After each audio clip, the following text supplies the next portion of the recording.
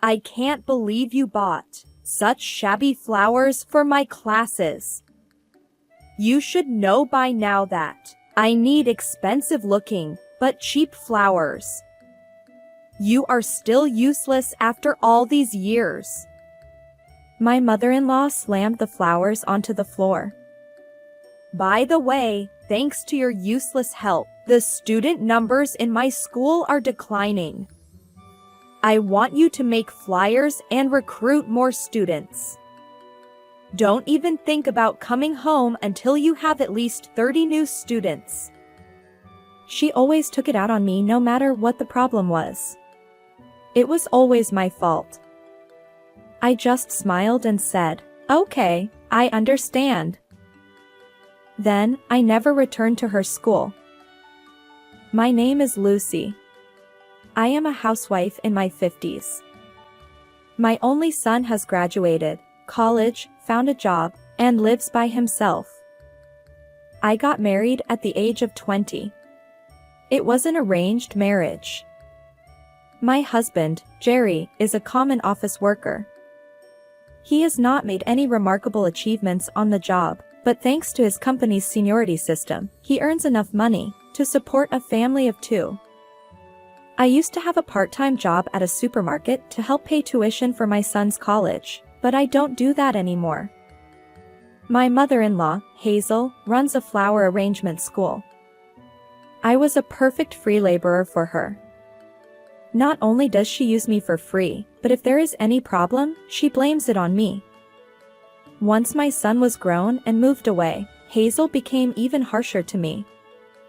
I had to get up very early every morning to do everything she expected of me. I got up before sunrise to prepare breakfast for my husband. After that, I drove a van to a market to buy flowers for Hazel's flower arrangement school. I wish that I could just buy them at a flower shop nearby, but Hazel ordered me to drive to a bigger market to save money. She gave me very little money to buy the flowers, but she demanded quality, variety, and many other specifics. So, I tried hard to negotiate prices at the market and always looked to see if they had any excess or leftovers. As soon as I purchased the flowers, I treated them so they would stay fresh longer. I rushed to my home after that so I could serve breakfast to my husband. Immediately after finishing the house chores, I would bring the newly bought flowers to Hazel's school. Then I would clean the classroom before the students arrived. Next, I would drive to pick up my mother-in-law and bring her to the school. She lives in a mother-in-law unit on the same property as our house. We used to all live together in the mother-in-law unit, and Jerry's grandparents lived in the big house. After my husband's grandparents passed away, Jerry and I moved into their house and Hazel stayed in the mother-in-law unit. While Hazel was getting ready to leave her house in the morning, I would do all her house chores, watering plants, washing dishes, laundry, etc. Even after her class started, I was not allowed to go home. I had to do all the miscellaneous tasks related to running the flower arrangement school. Sometimes, her school would let out in the morning. Those were my lucky days. When there were more than 2 classes per day, it felt like hell. She often skipped lunch when she didn't want it. Then, I had to skip my lunch also. After the classes were over, I would drive her home. But my day did not end there yet. She usually made me stay till midnight to listen to her complaints. She once taught flower arrangement classes at her house, but now, she rents out a room at the community center for that. Even after Hazel would finally let me go, my husband was waiting at home, fuming. Jerry got angry when I wasn't home. He wanted me waiting for him at home, ready to serve him. "How could you come home later than the man of the house?" was his frequent question. "It's not my mom's fault. It's your fault since you are so slow at doing everything," would be his frequent answer to his own question. "Where's my dinner? Is my bath ready? "Bring me tea" were also frequently spoken by him. We had a nice jacuzzi tub in our bathroom for him. It was all automated, just press a button. It had advanced temperature control settings, but he wouldn't even press a button to start a jacuzzi, not even once. At dinner time, I sometimes asked him to bring his dishes to the kitchen sink after he was done, but he never would because he said he was either too tired or too busy to do so. He would just leave everything on the table. Moreover, he never put his dirty clothes in a laundry basket. His clothes were just scattered on the floor. I had to pick them up every day and do laundry after I took a bath. I used a clothes dryer, since I was never home during the day, to dry laundry outside. I had asked my husband to bring laundry in from outside, but my mother-in-law got very upset at me for asking her son to do housework. But an angry Hazel was better than a sly, sneaky one. If I ever talked back to her, she would use a spare key for my house that she made without my permission to steal my personal belongings so she could sell or break them. She enjoyed harassing me. She didn't think I noticed what she had been doing, but I did. I didn't have too many personal items since I got married so young. My husband, Jerry, believed a wife should stay home and wait for her man. He thought I didn't need anything nice, no fancy outfits or cosmetics. He had never gifted me a single piece of jewelry in our married life. My parents, on the other hand, sent me birthday presents every year.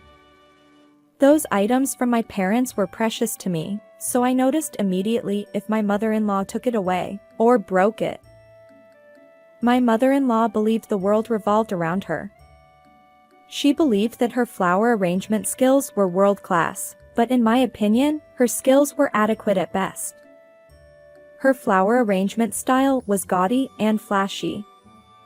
She destroyed her flower's grace and beauty by cramming as many flowers and colors as possible into each arrangement. She also didn't know the very basics of handling fresh flowers. She would throw away any leftover flowers at the end of the day. There were many flowers that were still buds, but she tossed them all out regardless of their condition.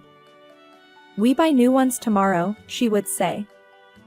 That always made me sad. Those flowers were not grown to be thrown into a trash can by my mother-in-law. The sight of the still beautiful flowers in the trash pained me. A real florist could use any of those leftover flowers, I believed. Hazel was still clinging onto her one and only glorious win at a flower arrangement competition a long time ago. She had entered flower arrangement competitions many times, but that was the only award she had ever won. She was so proud of the award that she mentioned it any chance she got. I wondered if there was no other entry in the competition when she won. Her flower arrangement style was that bad. She also didn't seem to know how to teach. I didn't know whether she didn't know how to teach, or she didn't want to teach. Whatever she told her students didn't make much sense. "Okay, I'll leave the rest to you," said Hazel, getting ready to leave the class. "Mother, are you leaving in the middle of the class again?" I asked. "I've already taught them the essence of the flower arrangements. The rest must be created by the students themselves.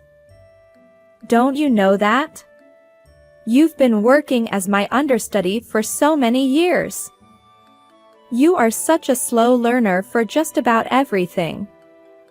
Hazel would leave her own class after giving an assignment to her students. She simply took off to kill time until her students were done with their assignments. Some people in the class did not understand the assignment that Hazel gave to them. Some people took their assignments too seriously, and they didn't know where to start. It became my job to help them understand what Hazel said, or to give them appropriate suggestions when they were stuck in their creative processes. However, Hazel had no idea I was helping her students while she was gone. She believed that I had no knowledge of flower arrangement techniques and styles. So when she came back after wandering around and saw her students' flower arrangements, she thought that her amazing teaching skill was the reason that they were doing so well. "Oh, your arrangement is wonderful. This is the proof of my amazing teaching skills," she would say proudly. "You have come so far. You should thank me for your achievement," she would tell her students seriously. Her students often didn't know what to say, since Hazel never taught them anything. But Hazel was happy to take all the credit. Hazel had no clue that some of her students were not happy with her. I was sure there were quite a few students who thought my mother-in-law was a fool, including myself. Some people were probably laughing at her behind her back. Despite my very busy schedule, I still found time to do the thing I love. I had started doing this before I got married. It gave me peace and serenity in my hectic life, and let me forget all the things related to Hazel. It was dear to me. My mother-in-law's flower arrangement school was divided into 3 levels: beginner, intermediate, and advanced, consisting of 12 lessons each. Most students started at the beginner level and advanced up and then graduated, so she always had to find new students to enroll. Otherwise, there would be no students left after the existing students graduate. Her school used to be more popular. She taught 3 or 4 classes a day, and even offered evening classes. But the number of students later decreased drastically. Most days, there were no potential students inquiring about the classes. "Lucy, it's your fault that we are not gaining new students lately. Look at those shabby, cheap-looking flowers you bought. Nobody wants to do flower arrangements with such dingy flowers. How long have you been buying flowers at the flower market? You should have built good connections at the market to buy better flowers at discount prices by now. You are so useless. Do you have anything you live for?" Hazel asked accusingly. "I am sorry, Mother," I said. "If you have time to apologize, then you have time to recruit more students for my school. Make flyers to give out at the train station. Shoo, shoo, get to work." "Do we have flyers, Mother?" I asked. "You are so dumb. You make flyers with the computer. You are younger than I am, so it should be as easy as pie. I'll give you 5 minutes to type, 10 minutes to print them out. Don't even think about coming home until you recruit 30 new students to my school." I had no choice but to obey the order. I found a free online template to fill in and printed out the flyers, but I went over the time limit she had specified. She shooed me out before I finished printing out what I needed. Go get new students. I don't want to look at your gloomy face. I told you, I need 30 new students. Do you hear me?" "Yes, I understand," I said with a smile. "Even your smile is shabby, but it's better than your normal gloomy face," Hazel said. Hazel, of course, thought I would be standing at the train station, recruiting new students for her school. But I didn't go to the train station. Instead, I went home to gather my personal belongings. I was not coming back. My parents had been telling me that I could come home anytime. I wanted to go home to them, but I thought I should try harder to keep my family together. I didn't want to give up that easily. I wanted everything to work out. Now, however, I was done with raising a child. My job as a mother was finished. Now nothing would stop me from leaving my marriage and my mother-in-law. I accepted my parents' kind offer to escape from my marriage and everything else that came with it. Looking back, my marriage had been set up by a person who enjoyed being a matchmaker. I had not been interested, but she had pleaded with me to just sit at the table and meet the guy. I felt bad saying no to her after she had set this up for me. It's just a matchmaking meeting, no obligations, I thought. To our surprise, the guy and his family really liked me. People told me that I should marry him. They said that it was more important for him to like me than for me to like him. My mother-in-law, when I think of it, was just looking for a daughter-in-law who could work for her, like a maid. By the time I figured that out, I was already pregnant. I didn't want to raise a child without a father. That was the only thing that allowed me to endure more than 2 decades of unhappy marriage. My son was now grown up and living on his own. This was my chance to free myself from my husband and his mother. There was no need to put up with them anymore. My parents offered to let me stay at their house, but it had been more than 30 years since I left there. I felt that I should be independent. I still wanted to live close to my aging parents, so I have been looking for a decent apartment in their neighborhood. I stayed with them for a little while to recover from my exhausting marriage, then moved into a new apartment. After my move, I was relaxing at my new apartment when I noticed that I had received a large number of texts and emails from my husband and his mother. I hadn't noticed as I had silenced my phone while moving. Well, even if I hadn't silenced the phone, I would not have answered any of them. They were just nuisances to me. I knew what they said, without reading them. While I was about to delete all of their messages, my parents texted, saying, "Your husband and his mother is at our house." I went over to my parents' house to face off with Jerry and Hazel. What kind of wife would leave her husband alone at home? Come back right away, Jerry yelled. He grabbed my arm and tried to drag me out of my parents' house. Let me go. It hurts. I will sue you if you leave a mark on my arm, I yelled back. I can't believe what you are saying. You are so pathetic.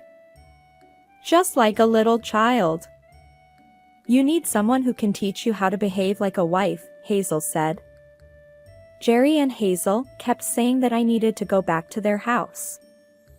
I told them I would not. Then Hazel told me what an awful wife I had been. Is this something that you saw on TV? Oh, maybe the news reports we watched the other day?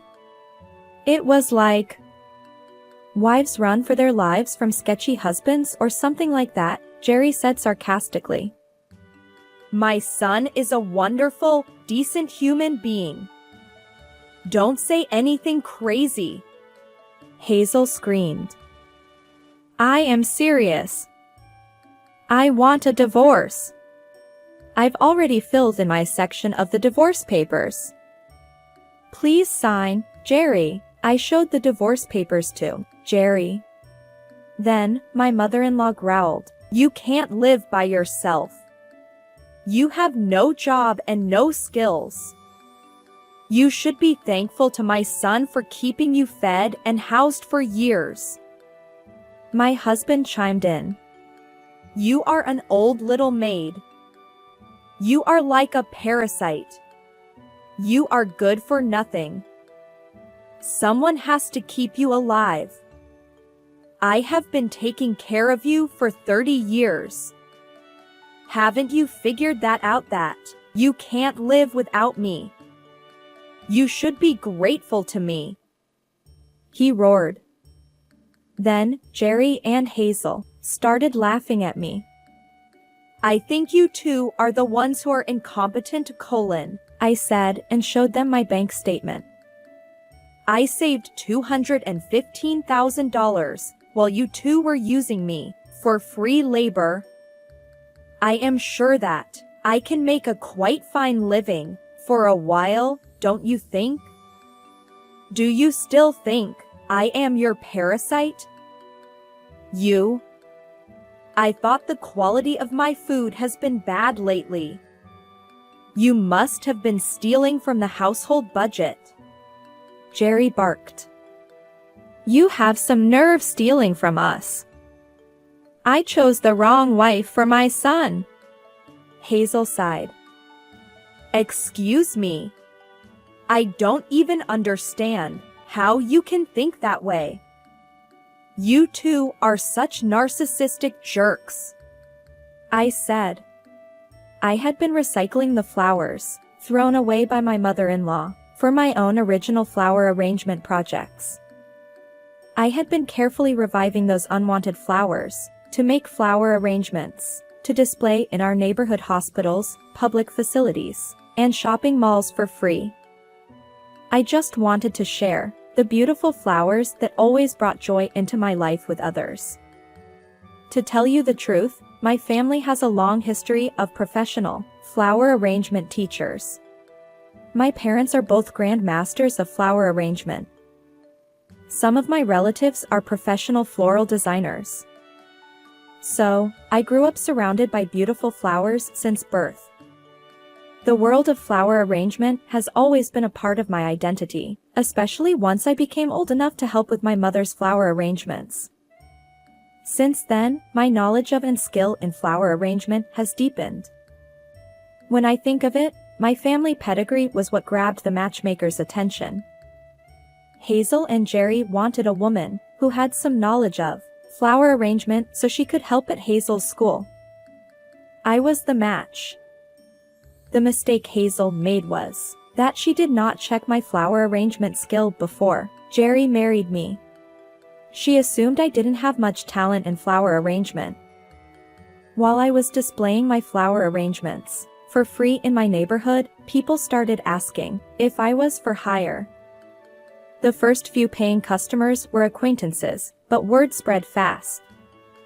My work has been displayed and seen by many at the city hall and community centers. People who saw my work at those public places went back to their hometowns and offered me more jobs. The wedding ceremonies became the main income for my business. Not only I did do the flower arrangement at weddings, but I also arranged beautiful bouquets for many happy brides. My life and money was controlled by my husband and his mother for most of the past 30 years, but I saved little by little from the work I did in my spare time. Now, I had enough money to live by myself without Jerry and Hazel.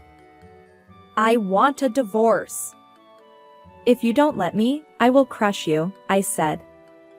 What do you mean to crush us? You have no power, my husband laughed. I will sue you and your mother. You and your mother harassed me for so many years. I will demand reparation from both of you, I said. Harassment? I was giving you my attention. You were such a needy person. He said. We will see. Don't you think I have recorded our conversations and interactions? You? But I never gave you any money.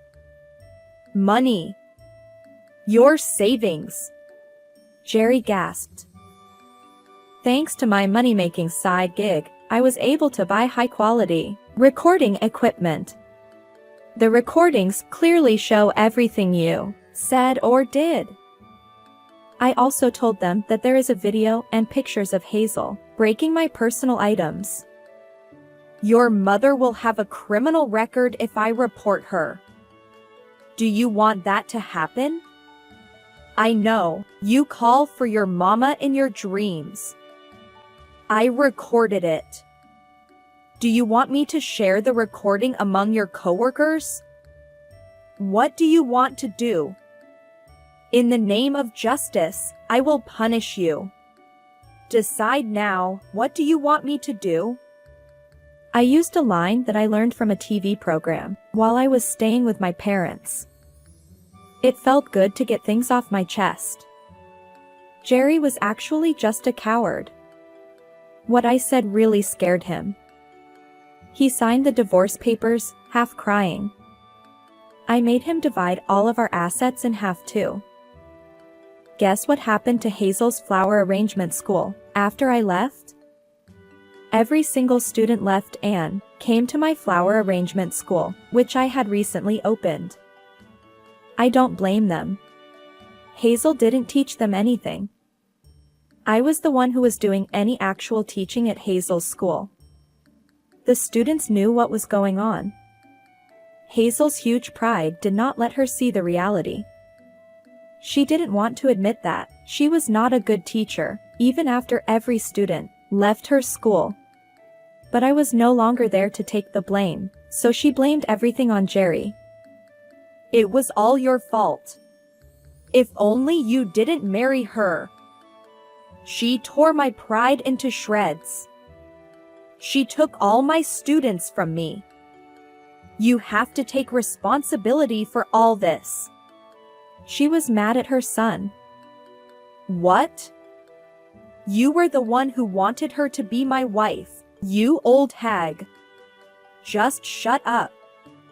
My coworkers are laughing at me, saying my wife ran away. The family feud between Jerry and Hazel lasted for days.